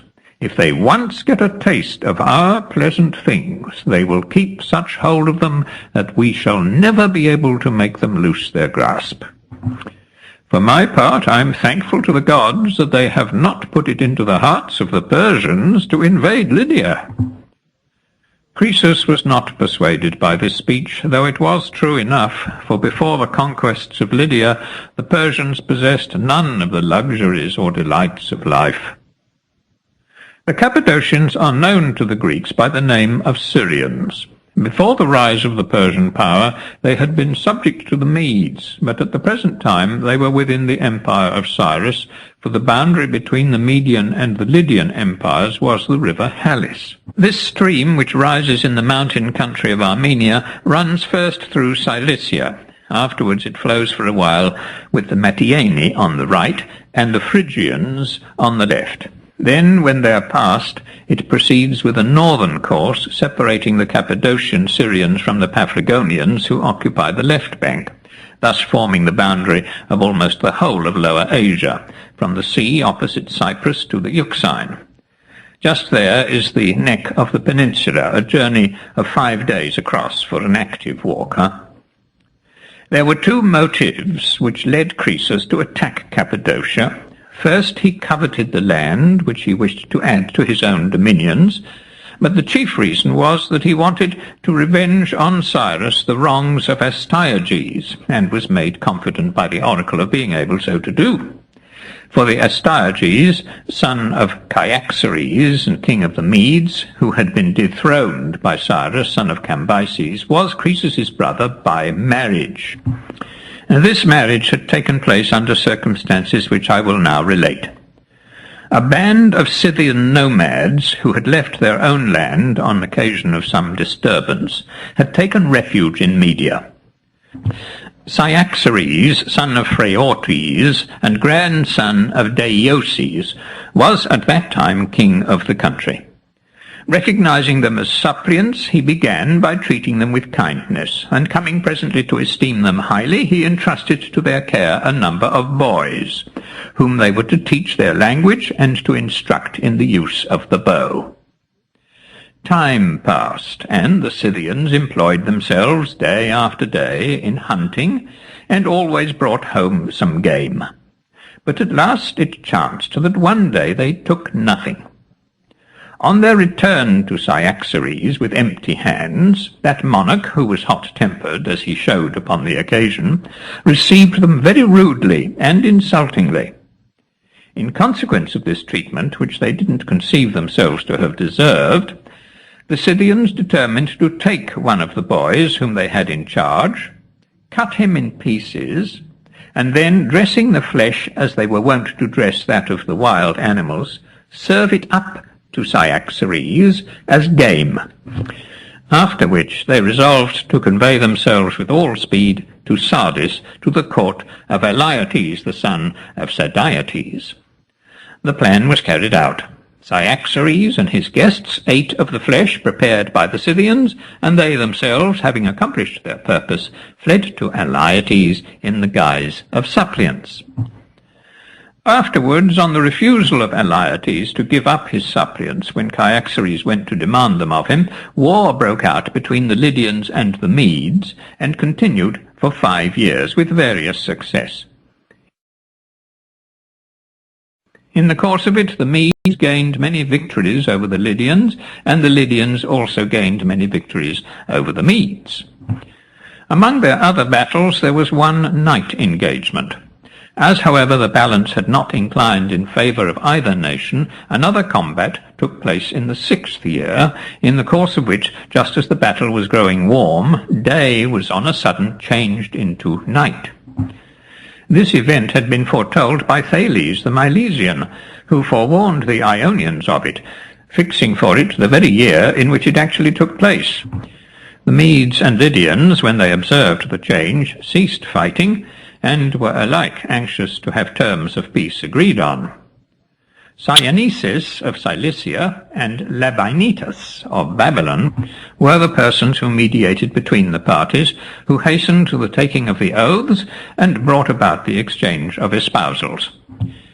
It was they who advised that Elaetes should give his daughter Arienis in marriage to Astyages, the son of Cyaxares, knowing as they did that without some sure bond of strong necessity there is wont to be but little security in men's covenants. Oaths were taken by these people in the same way as by the Greeks, except that they make a slight flesh wound in their arms, from which each sucks a portion of the other's blood. Cyrus had captured this Astyages, who was his mother's father, and kept him prisoner, for a reason which I shall bring forward in another part of my history.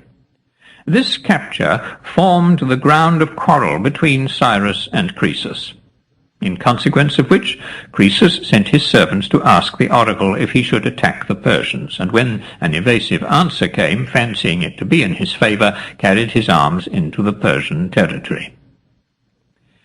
When he reached the river Halys, he transported his army across it, as I maintain, by the bridges which exist there at the present day, but according to the general belief of the Greeks, by the aid of Thales the Milesian. The tale is that Croesus was in doubt how he should get his army across, as the bridges were not made at that time, and that Thales, who happened to be in the camp, divided the stream and caused it to flow on both sides of the army instead of on the left only. This he effected thus. Beginning some distance above the camp, he dug a deep channel, which he brought about in a semicircle so that it might pass to rearward of the camp, and that thus the river, diverted from its natural course into the new channel at the point where this left the stream, might flow by the station of the army and afterwards fall again into the ancient bed. In this way the river was split into two streams, which were both easily fordable. It's said by some that the water was entirely drained off from the natural bed of the river, but I'm of a different opinion, for I don't see how in that case they could have crossed it on their return. Having passed the Halys with the forces under his command, Croesus entered the district of Cappadocia, which is called Pteria. It lies in the neighbourhood of the city of Sinope, upon the Euxine, and is the strongest position in the whole country thereabouts. Here Croesus pitched his tent and began to ravage the fields of the Syrians. He besieged and took the chief city of the Pterians and reduced the inhabitants to slavery. He likewise made himself master of the surrounding villages. Thus he brought ruin on the Syrians, who were guilty of no offence toward him. Meanwhile Cyrus had levied an army and marched against Croesus, increasing his numbers at every step by the forces of the nations that lay in his way. Before beginning his march, he had sent heralds to the Ionians with an invitation to them to revolt from the Lydian king. They, however, had refused compliance. Cyrus, notwithstanding, marched against the enemy and encamped opposite them in the district of Pteria, where the trial of strength took place between the contending powers. The combat was hot and bloody, and upon both sides the number of the slain was great. Nor had victory declared in favour of either party when night came down upon the battlefield. Thus both armies fought valiantly. Croesus laid the blame of his ill success on the number of his troops, which fell very short of the enemy, and as on the next day Cyrus did not repeat the attack, he set off on his return to Sardis, intending to collect his allies and renew the contest in the spring. He meant to call on the Egyptians to send him aid, according to the terms of the alliance which he had concluded with Amasis, previously to his league with the Lacedaemonians. He intended also to summon to his assistance the Babylonians under their king Labanitas, for they too were bound to him by treaty. And further he meant to send word to Sparta, and appoint a day for the coming of their succours.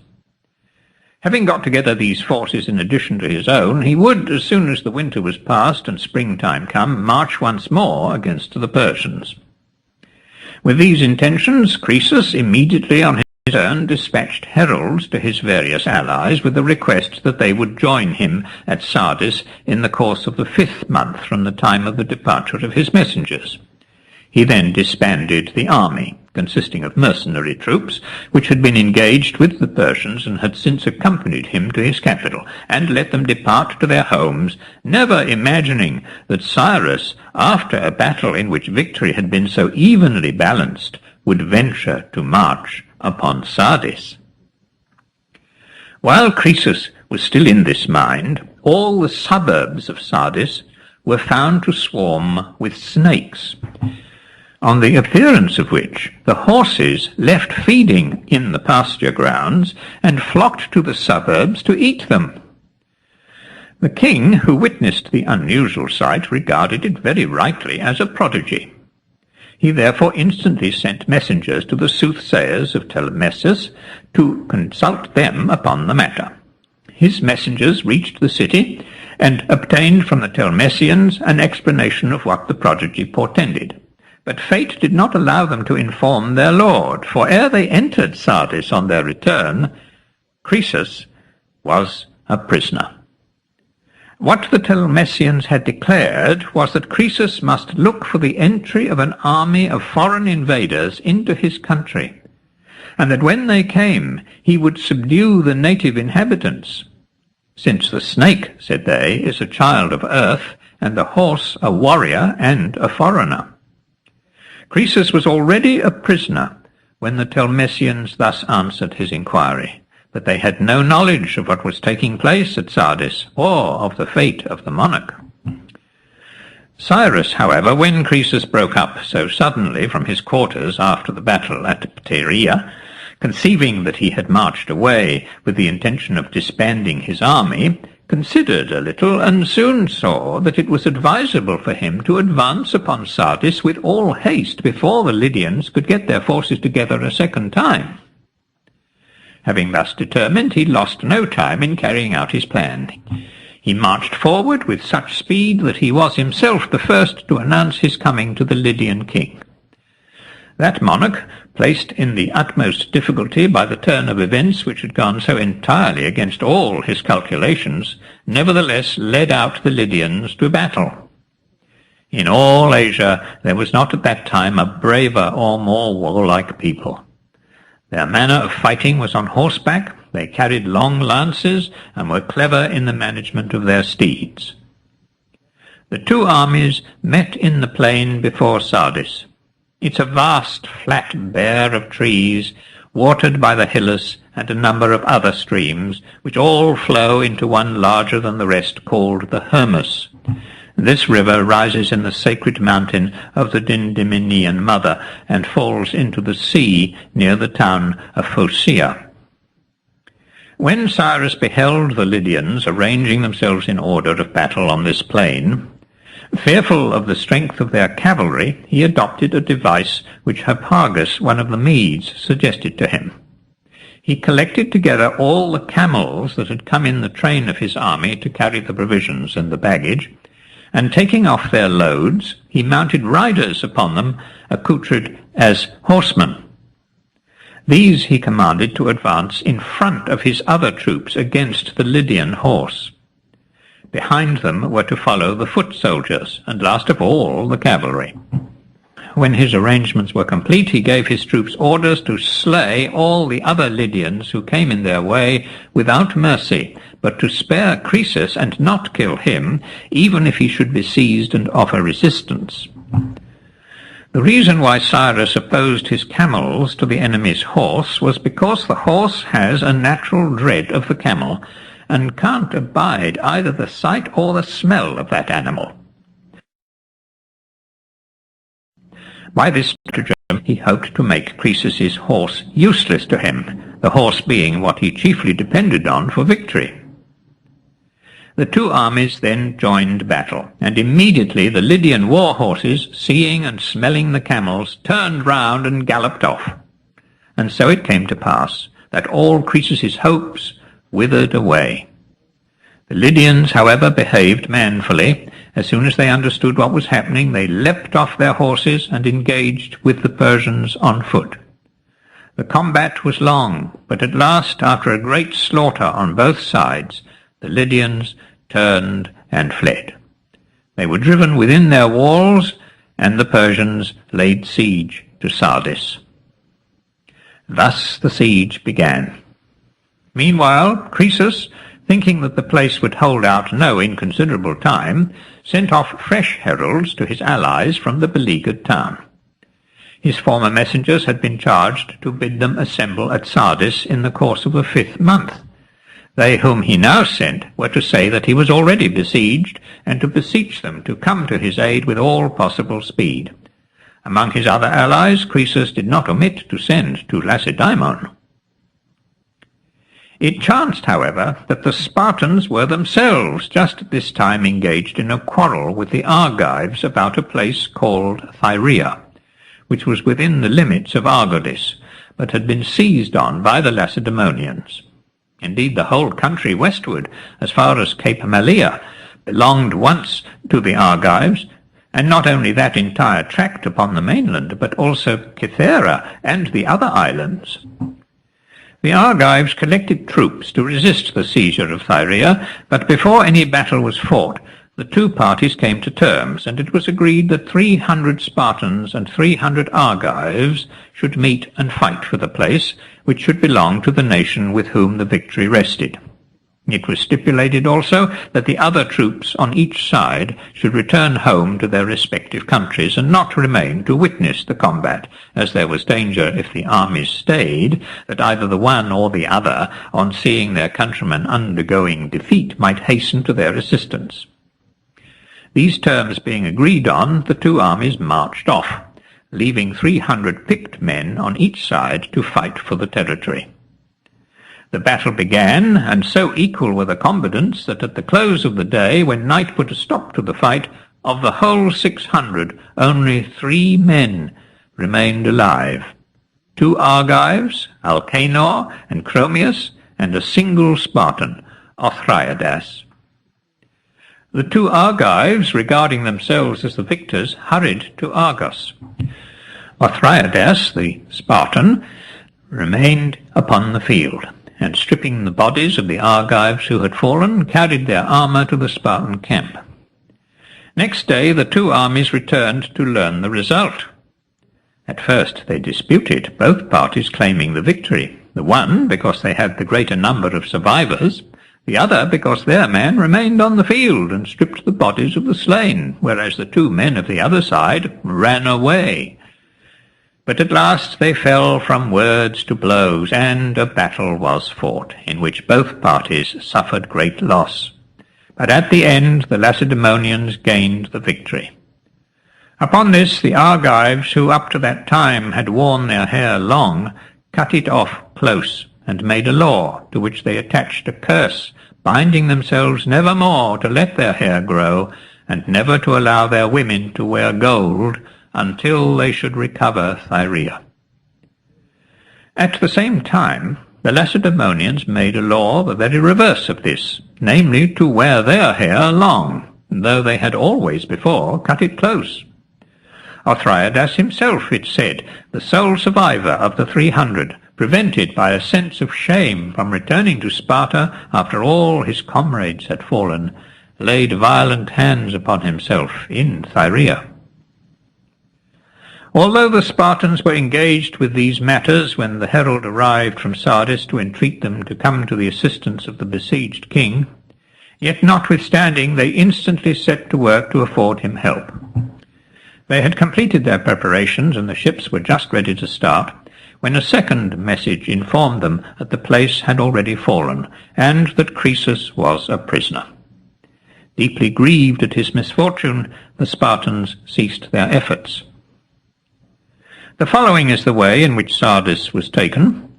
On the 14th day of the siege, Cyrus bade some horsemen ride about his lines and make proclamation to the whole army that he would give a reward to the man who should first mount the wall. After this he made an assault, but without success. His troops retired, but a certain Mardian, Herodotus by name, resolved to approach the citadel and attempt it at a place where no guards were ever set. On this side the rock was so precipitous, and the citadel, as it seemed, so impregnable, that no fear was entertained of its being carried in this place. Here was the only portion of the circuit round which their old king Meles didn't carry the lion which his leman bore to him. For when the Telmesians had declared that if the lion were taken round the defences, Sardis would be impregnable, and Meles in consequence carried it round the rest of the fortress where the citadel seemed open to attack, he scorned to take it round this side, which he looked on as a sheer precipice, and therefore absolutely secure. It's on that side of the city which faces Mount Tmolus. Herodotus, however, having the day before observed a Lydian soldier descend the rock after a helmet that had rolled down from the top, and having seen him pick it up and carry it back, thought over what he had witnessed, and formed his plan. He climbed to the rock himself, and other Persians followed in his track, until a large number had mounted to the top. Thus was Sardis taken, and given up entirely to pillage. With respect to Croesus himself, this is what befell him at the taking of the town.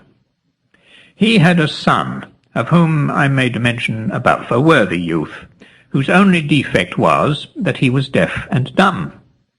In the days of his prosperity, Croesus had done the utmost that he could for him, and among other plans which he had devised, had sent to Delphi to consult the oracle on his behalf.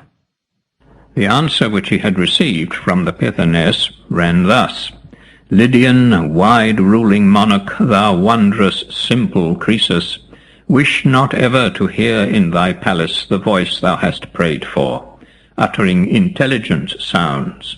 Far better thy son should be silent. Ah, woe worth the day when thine ear shall first list to his accents. When the town was taken, one of the Persians was just going to kill Croesus, not knowing who he was.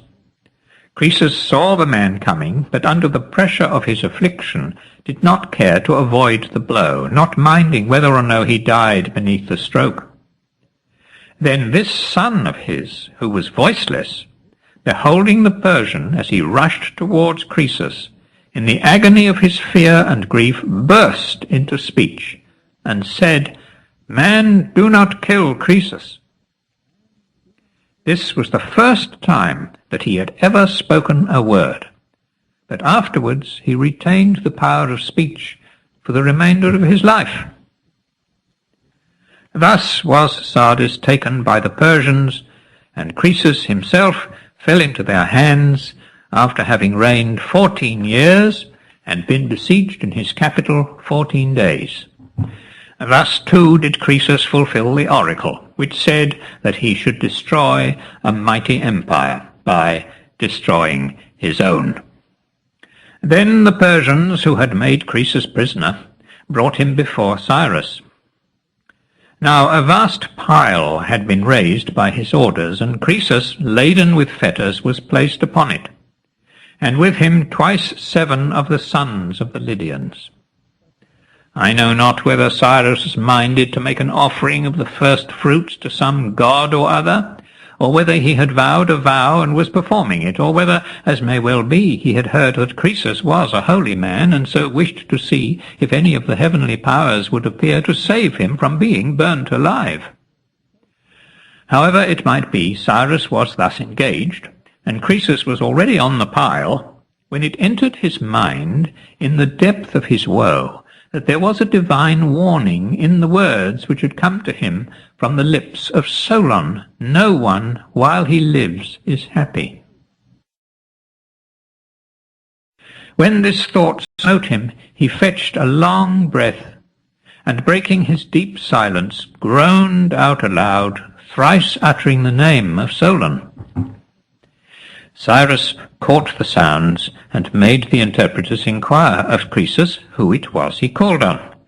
They drew near and asked him, but he held his peace, and for a long time made no answer to their questionings, until at length, forced to say something, he exclaimed, "One I would give much to see converse with every monarch." Not knowing what he meant by this reply, the interpreters begged him to explain himself, and as they pressed for an answer, and grew to be troublesome, he told them how, a long time before, Solon, an Athenian, had come and seen all his splendour, and made light of it, and how whatever he had said to him had fallen out exactly as he foreshowed, although it was nothing that especially concerned him, but applied to all mankind alike, and most to those who seemed to themselves happy. Meanwhile, as he thus spoke, the pile was lighted, and the outer portion began to blaze. Then Cyrus, hearing from the interpreters what Croesus had said, relented, bethinking himself that he too was a man, and that it was a fellow man, and one who had once been as blessed by fortune as himself, that he was burning alive. Afraid, moreover, of retribution, and full of the thought that whatever is human is insecure. So he bade them quench the blazing fire as quickly as they could, and take down Croesus and the other Lydians, which they tried to do, but the flames were not to be mastered. Then the Lydians say that Croesus, perceiving by the efforts made to quench the fire that Cyrus had relented, and seeing also that all was in vain, and that the men could not get the fire under, called with a loud voice upon the god Apollo, and prayed him, if he had ever received at his hands any acceptable gift, to come to his aid and deliver him from his present danger. As thus with tears he besought the god, suddenly, though up to that time the sky had been clear, and the day without a breath of wind, dark clouds gathered, and the storm burst over their heads with rain of such violence that the flames were speedily extinguished. Cyrus, convinced by this that Croesus was a good man and a favourite of heaven, asked him, after he was taken off the pile, who was it that had persuaded him to lead an army into his country and so become his foe, rather than continue his friend? To which Croesus made answer as follows: "What I did, O king, was to thy advantage and to my own loss. If there be blame, it rests with the god of the Greeks, who encouraged me to begin the war. No one is so foolish as to prefer war to peace, in which, instead of sons burying their fathers, fathers bury their sons, but the gods willed it so." Thus did Croesus speak. Cyrus then ordered his fetters to be taken off, and made him sit down near himself, and paid him much respect, looking upon him, as did also the courtiers, with a sort of wonder. Croesus, wrapped in thought, uttered no word. After a while, happening to turn and perceive the Persian soldiers engaged in plundering the town, he said to Cyrus, "May I now tell thee, O king, what I have in my mind, or is silence best?" Cyrus bade him speak his mind boldly, and he put this question: "What is it, O Cyrus, which those men yonder are doing so busy?" "Plundering thy city," Cyrus answered, "and carrying off thy riches." "Not my city, rejoined the other, nor my riches. They're not mine any more. It is thy wealth which they're pillaging. Cyrus, struck by what Croesus had said, bade all the court to withdraw, and then asked Croesus what he thought it best for him to do as regarded the plundering. Croesus answered, Now that the gods have made me thy slave, O Cyrus, it seems to me that it is my part, if I see anything to thy advantage, to show it to thee. Thy subjects, the Persians, are a poor people with a proud spirit. If then thou lettest them pillage and possess themselves of great wealth, I will tell thee what thou hast to expect at their hands. The man who gets the most, look to having him rebel against thee.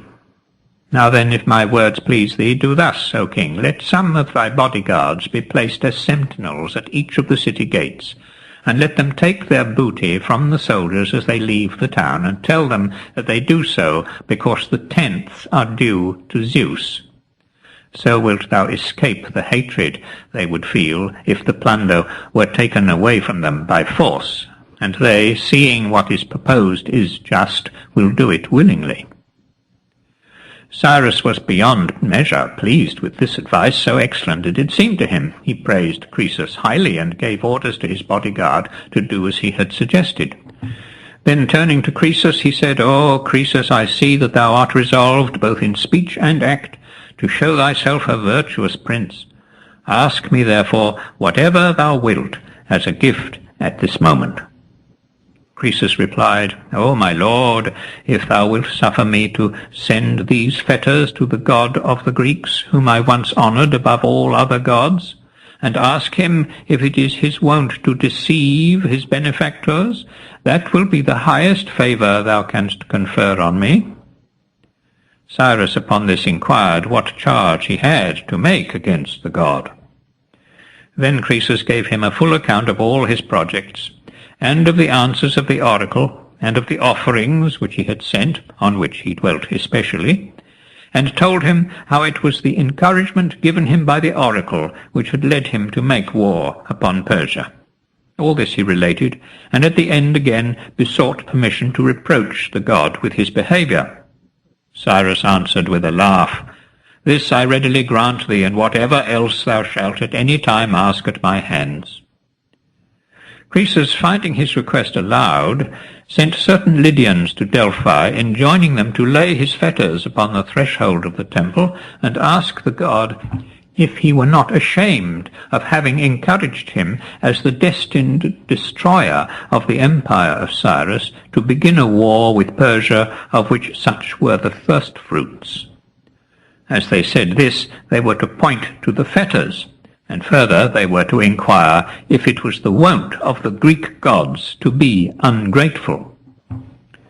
The Lydians went to Delphi and delivered their message, on which the Pythoness is said to have replied, It is not possible even for a god to escape the decree of destiny.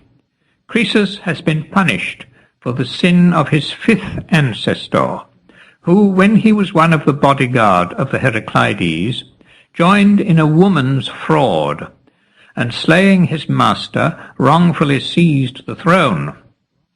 Apollo was anxious that the fall of Sardis should not happen in the lifetime of Croesus, but be delayed to his son's days. He could not, however, persuade the fates. All that they were willing to allow he took and gave to Croesus. Let Croesus know that Apollo delayed the taking of Sardis 3 full years, and that he is thus a prisoner 3 years later than was his destiny. Moreover, it was Apollo who saved him from the burning pile, nor has Croesus any right to complain with respect to the oracular answer which he received. For when the god told him that if he attacked the Persians he would destroy a mighty empire, he ought, if he had been wise, to have sent again and inquired which empire was meant, that of Cyrus or of his own. But if he neither understood what was said, nor took the trouble to seek for enlightenment, he has only himself to blame for the result. Besides, he had misunderstood the last answer which had been given him about the mule. Cyrus was that mule, For the parents of Cyrus were of different races and of different conditions, his mother a Median princess, daughter of King Astyages, and his father a Persian and a subject, who, though so far beneath her in all respects, had married his royal mistress. Such was the answer of the Pythoness. The Lydians returned to Sardis and communicated it to Croesus, who confessed on hearing it that the fault was his, not the gods. Such was the way in which Ionia was first conquered, and so was the empire of Croesus brought to a close.